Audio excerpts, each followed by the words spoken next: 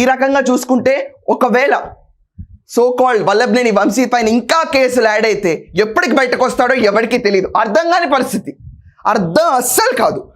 Problem ఏంటంటే ఇతని కేసుల గురించి మాట్లాడకుండా ఇతను ఒక ట్రోల్ కంటెంట్ లాగా తీసి మినిమైజ్ చేసి పడేయటం జగన్మోహన్ రెడ్డి ఎక్స్పోర్టైజింగ్. కేసెస్ గురించి మాట్లాడితే సీరియస్ టాక్స్కి వెళ్తాయి కదండి, ఆ విషయం ఎప్పుడూ చేయడు. నిన్నటికి నిన్న మనం ఒక ఎగ్జాంపుల్ కింద చూసుకుంటే ఈనాడు పేపర్ని టాయిలెట్ పేపర్కి ఎక్కువ, టిష్యూ పేపర్కి తక్కువ అంటే Eenadu has given a blunt silence to such kind of irrelevant rumours that have been passed on largest circulated daily. Eenadu paper ఇప్పుడుది కాదు అప్పుడుది కాదు, జగన్మోహన్ రెడ్డి పొలిటికల్ అరంగేట్రం చేయకముందు నుంచి వాస్తవాలు రాస్తున్న పేపర్. ప్రతి ఒక్క తెలుగునాడు ఇంట్లో కాఫీ ఎంత పొద్దునే తాగుతారో సౌత్ ఇండియన్స్, ఈనాడు పేపర్ కూడా అంతే బాగా చదువుతారు. It's fact, this is utter fact.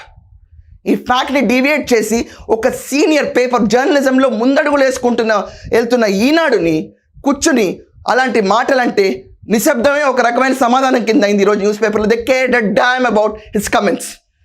ఆ రకంగా చూసుకుంటే ఆ మైండ్ సెట్ మనం ఆలోచిస్తే వంశీ ఇష్యూ జైల్లోకి ఎందుకు వెళ్ళాడని మాట్లాడకుండా వచ్చి అందగాడని చెప్పి వెళ్ళిపోతే గుడ్ ఆపరేషన్ చేయించుకుని సఫర్ అవుతున్న కొడాలి నాన్ని లుకౌట్ నోటీస్ జారీ అయినప్పుడు అరెస్ట్ చేస్తాడని తరుణంలో మళ్ళీ ప్రెస్ మీట్ పెట్టి ఇంకో ట్రోల్ కంటెంట్ లాగా వదిలేసి వెళ్ళిపోతాడా జగన్?